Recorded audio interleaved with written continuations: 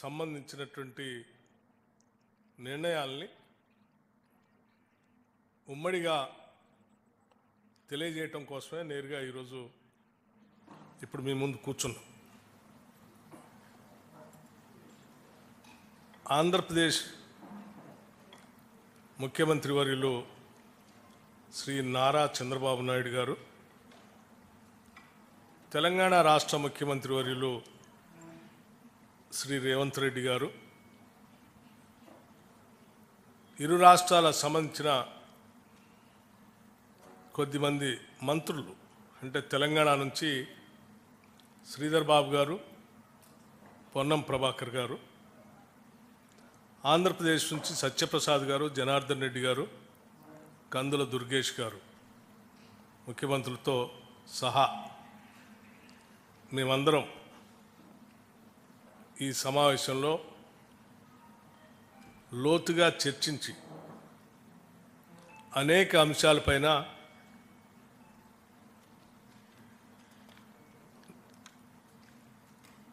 చర్చలు జరిగాయని చెప్పడానికి సంతోషిస్తూ ఉన్నాను. ఆంధ్రప్రదేశ్ రాష్ట్ర విభజన సంబంధించి విభజన ద్వారా తెలంగాణ రాష్ట్ర ప్రయోజనాలు లేకపోతే ఇరు రాష్ట్రాలకు సంబంధించిన అంశాలు గత 10 సంవత్సరాలుగా పరిష్కారానికి నోచుకోలేనటువంటి కొన్ని అంశాలు, వీటన్నిటిపైన త్వరితగతిన చర్చించుకొని ముందు పోవాలనేటువంటి ఆలోచనతో ఈ సమావేశాన్ని ఈరోజు ఇక్కడ ఏర్పాటు చేయడం జరిగింది. అయితే గత 10 సంవత్సరాలుగా విభజన చట్టంలో పొందుపరిచినటువంటి అంశాలు, ఇతరత్ర పరిష్కారానికి నోచుకునేటువంటి అతి ముఖ్యమైన అంశాలు కూడా, వాటన్నిటికీ ఈ సమావేశంలోనే సమాధానాలు కానీ పరిష్కారాలు కానీ దొరుకుతాయని ఈ సమావేశం అనుకోలేదు. కాకపోతే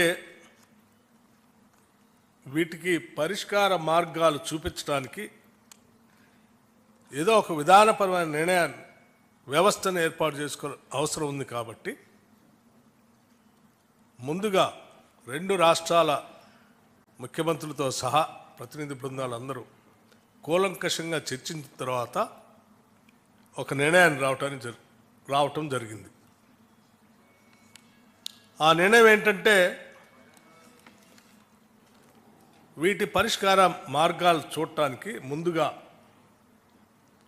ఉన్నత స్థాయి అధికారులతో కూడినటువంటి ఒక కమిటీని, 2 రాష్ట్రాలకు సంబంధించినటువంటి ఉన్నత స్థాయి అధికారులతో, అంటే చీఫ్ సెక్రటరీ స్థాయి అధికారితో సహా వారితో ఇంకొక 3 మెంబర్,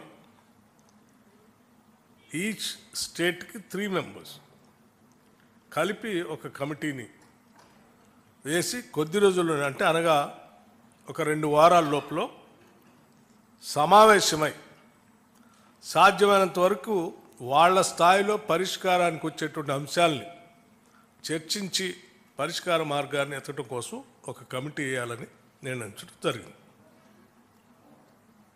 ఈ ఉన్నత స్థాయి అధికారుల కమిటీ ద్వారా కూడా పరిష్కారం కానటువంటి అంశాలు ఏమైనా ఉంటే 2 రాష్ట్రాలకు సంబంధించిన మంత్రులతో కూడినటువంటి ఒక కమిటీని వేయాలని, ఆ కమిటీలో పరిష్కార మార్గం కోసం వాళ్ళు సమావేశాలు పెట్టుకొని కొన్ని మార్గాలు చూడాలని, రాష్ట్ర స్థాయి మంత్రుల కమిటీలో పరిష్కారం అయ్యేటువంటి అంశాలని ఇరు రాష్ట్రాలకు సంబంధించినటువంటి ముఖ్యమంత్రి స్థాయిలో అంగీకరించడం, ఒకవేళ అక్కడ కూడా పరిష్కారం కానటువంటి మార్గాలు ఏమైనా ఉంటే, ఆ అంశాలు ఉంటే మళ్ళీ రాష్ట్ర స్థాయిలో ముఖ్యమంత్రుల స్థాయిలో సమావేశాన్ని ఏర్పాటు చేసుకొని పరిష్కార మార్గం కనుగొనడం కోసం ప్రయత్నం చేయాలని. అంటే ఒకటి ఉన్నత స్థాయి అధికారుల కమిటీ, ఆ తర్వాత మంత్రిమండలి సంబంధించినటువంటి కమిటీ, ఆ తర్వాత ముఖ్యమంత్రి స్థాయిలో నిర్ణయాలకు సంబంధించి సమావేశాలు ఏర్పాటు చేసుకోవాలని ప్రాథమికంగా ఈనాటి సమావేశంలో తీసుకున్నటువంటి నిర్ణయం. అలాగే ఇంకొక అతి ముఖ్యమైనటువంటి నిర్ణయం కూడా తీసుకోవడం జరిగింది. తెలంగాణ రాష్ట్ర ప్రభుత్వం ప్రతిష్టాత్మకంగా తీసుకున్నటువంటి యాంటీ నార్కోటిక్స్ అంటే డ్రగ్ ఫ్రీ రాష్ట్రంగా ఈ రాష్ట్రాన్ని తీర్చిదిద్దటం కోసం ఒక ప్రత్యేకమైనటువంటి డ్రైవ్ని తీసుకుంది. అడిషనల్ డీజీ స్థాయి అధికారిని నియమించి ఒక పెద్ద వ్యవస్థను ఏర్పాటు చేసి డ్రగ్స్ వ్యతిరేకంగా కఠినమైన నిర్ణయాలు తీసుకునేటట్టుగా ఒక కార్యాచరణ ప్రణాళిక తీసుకొని ముందుకు పోతా ఉన్నాం. దాంతోపాటు సైబర్ క్రైమ్స్ సంబంధించి కూడా సామాన్య ప్రజలు చాలా ఇబ్బంది పడుతూ ఉన్నారు. ఈ సైబర్ క్రైమ్స్ నుంచి కూడా, ఈ డ్రగ్స్ నుంచి కూడా రాష్ట్రాన్ని కాపాడాలనే ఉద్దేశంతో ముందుకు తీసుకొని పోతున్నటువంటి ఈ ప్రక్రియలో రెండు రాష్ట్రాలు కూడా కలిసి ఒక కోఆర్డినేషన్ కమిటీ ద్వారా చేయగలిగితే ఇంకా పకడ్బందీగా వీటిని నియంత్రించడానికి అవకాశం ఉంటుంది. కాబట్టి అంటే రవాణా అనేది దొరుకుతున్నటువంటి డ్రగ్స్ రకరకాల బార్డర్స్ నుంచి వస్తూ ఉన్నాయి. కాబట్టి వీటిని నియంత్రించడానికి అడిషనల్ డీజీ స్థాయిలో యాంటీ నార్కోటిక్స్ బ్యూరో స్థాయిలో ఎవరినైతే చీఫ్గా మనం నియమించామో ఆ అధికారి స్థాయిలో ఇక్కడి నుంచి అదే స్థాయిలో ఉన్నటువంటి ఆ రాష్ట్రం నుంచి ఉన్న అధికారితో ఇద్దరు కోఆర్డినేషన్తో ఈ అంశాలపైన పెద్ద ఎత్తున యుద్ధం చేసి ఈ ప్రమాదం నుంచి, మహమ్మారి నుంచి రెండు రాష్ట్రాలని కాపాడుకోవటం కోసం ముందుకు పోవాలని ఒక విధానపరమైన నిర్ణయం కూడా చేయటం జరిగింది. ఇవి ఈనాటి సమావేశానికి సంబంధించిన ముఖ్యమైన నిర్ణయాలు.